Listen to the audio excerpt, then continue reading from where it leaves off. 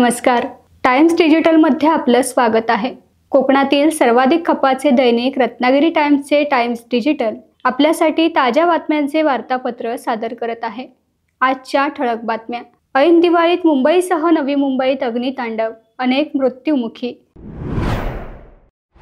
भारतीय नागरिकांनी चांदी खरेदीचा रेकॉर्ड मोडला. कोत्रेवाडी ग्रामस्थांच्या आंदोलनाचा 69वा दिवस, इतिहास रचला.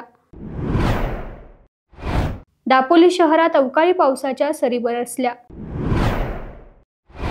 शेलघर पनवेल येथील दिवाळी पहाट. मुंबईसह नवी मुंबईत दिवाळी दरम्यान 100हून अधिक ठिकाणी आग लागण्याच्या घटना घडल्यात. कमी जागा आणि फटाके हे त्याचे प्रमुख कारण आहे. अनेक ठिकाणी मालमत्तेचे नुकसान झालेच, पण काही ठिकाणी छोट्या मुलांनाही आपला जीव गमवावा लागलाय. गेल्या 4 दिवसात 50पेक्षा अधिक घटना या गंभीर स्वरूपाच्या होत्या. मालाड पूर्व, कप परेड, शिवशक्तीनगर चाळ आदी ठिकाणी आगीच्या दुर्घटना घडल्या. दिवाळीच्या आनंदावर विरजण पडू नये यासाठी फटाके फोडताना काळजी घेण्याचे आवाहन करण्यात आले. नवी मुंबईसह उपनगरात आगीच्या घटनांमध्ये वाढ होताना दिसते. कामोठ्यात गॅस सिलेंडरच्या स्फोटात मायलेकीचा मृत्यू झाल्यानंतर वाशी येथील सेक्टर 14 मधील रहेजा रेसिडेन्सी या निवासी संकुलात आज पहाटे भीषण आग लागली. या आगीत 6 वर्षाच्या चिमुकलीसह 4 जणांचा होरपळून मृत्यू झाला.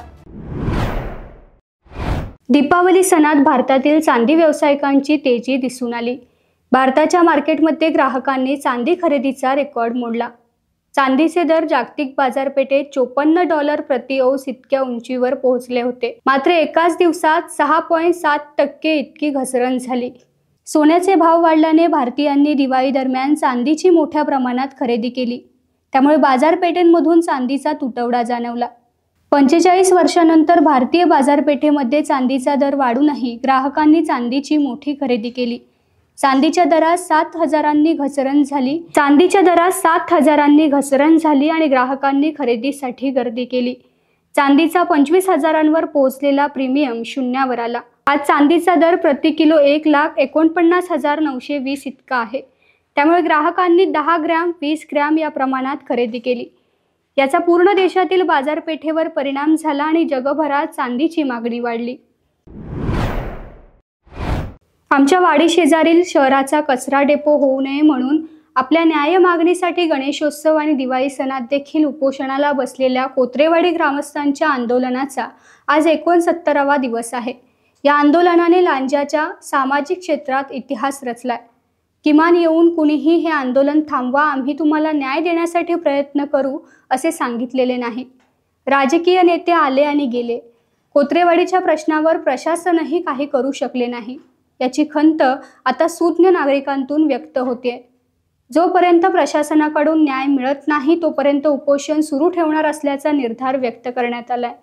दिनांक 14 ऑगस्ट रोजी कोत्रेवाडीतील ग्रामस्थ तहसीलदार कार्यालयासमोर उपोषणाला बसल्यात.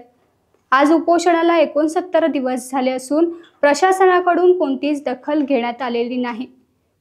कोत्रेवाडी येथे प्रस्तावित जागेत घनकचरा प्रकल्प होणार नाही असे लेखी प्रशासनाकडून मिळत नाही तोपर्यंत उपोषण चालूच ठेवणार असल्याचे ग्रामस्थांनी सांगितले. आमचा लढा हा प्रशासनाशी असल्याचे ग्रामस्थांनी पत्रकारांना सांगितले. दोन आमची भातं कापायची नाहीत काय? आम्ही कसं रोलिंग करतो, काय करणार का मला सांगा? कामं तर ठेवायला नको, देवाची कामं तर ठेवायला नको, दिवाळीचं खराब करायला पाहिजे.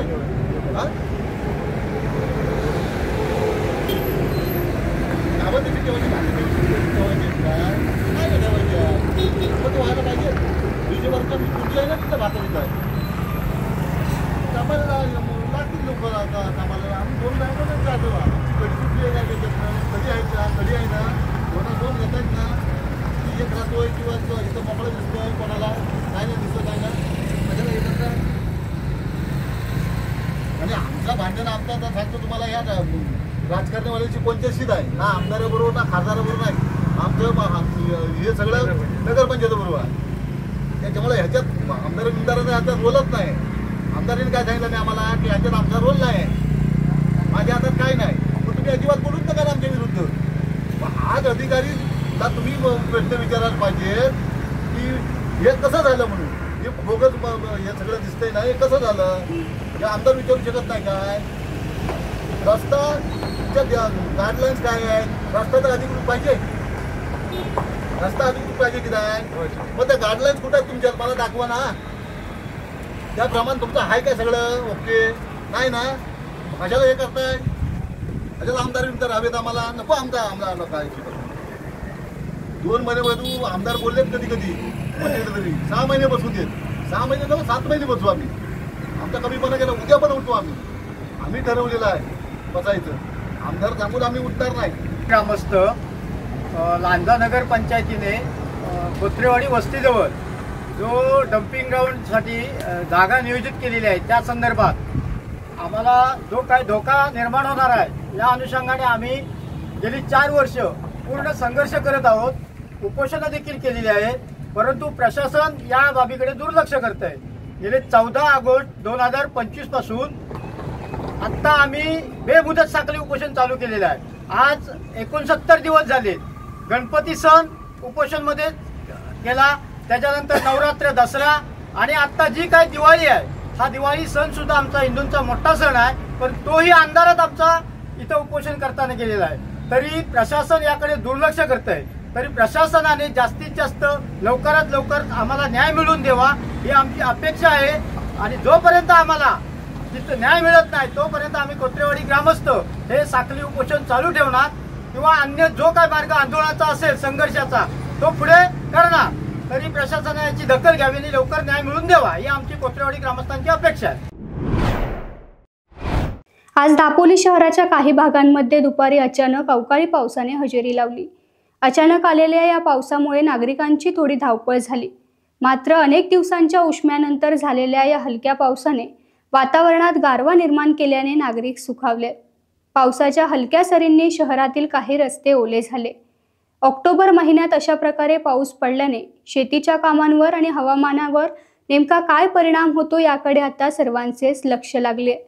हवामान विभागाच्या अंदाजानुसार आज दिवसभरात हलक्या पावसाची शक्यता वर्तवण्यात आली होती, ती खरी ठरली. यमुना सामाजिक शैक्षणिक संस्था शेलघर पनवेल व रायगड जिल्हा काँग्रेस कमिटी आयोजित दिवाळी पहाट या भव्य दिव्य सांस्कृतिक कार्यक्रमाला टीव्ही स्टार, गायक, अभिनेते यांच्या गायन शैलीने बहुसंख्य रसिक प्रेक्षकांना मंत्रमुग्ध केले. रायगड जिल्हा काँग्रेस अध्यक्ष महेंद्र घरत यांनी सर्व कलावंत व उपस्थित मान्यवरांचे स्वागत केले. यावेळी विविध क्षेत्रातील मान्यवर मंडळी उपस्थित होती. कलावंतांच्या कलागुणांना प्रोत्साहन देणे व त्यांच्या उन्नतीसाठी सहकार्य केले जाईल असे मत रायगड जिल्हा काँग्रेस अध्यक्ष व राष्ट्रीय कामगार नेते महेंद्र घरत यांनी व्यक्त केले. म्हणजे अगदी 2010 मध्ये सारेगमा लिटिल चॅम्प्स जी स्पर्धा झाली होती त्यामध्ये सहभागी झालेला आमचा सागर आणि संगीत सम्राट महासंग्राम 2017 मध्ये तो सहभागी झाला होता आणि तो स्वतः प्रोफेशनली एक ऑटोमोबाईल इंजिनियर आहे. Oh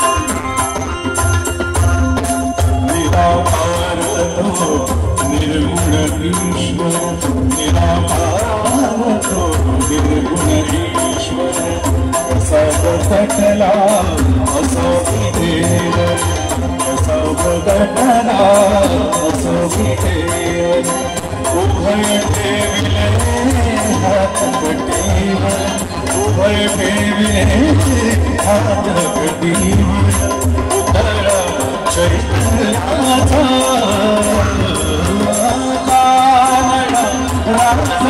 पंढरीचा राजा पंढरीचा राजा पंढरीचा पाडलो कसले गो नवसारा पाडलो कसले गो नवसारा संसर्गो बदलला पतारो दुनियाचे पंजेला संसर्गो बदलला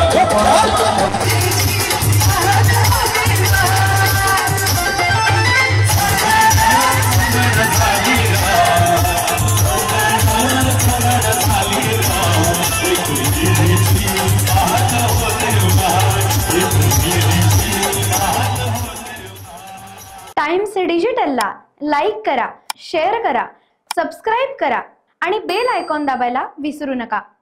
टाइम्स डिजिटल.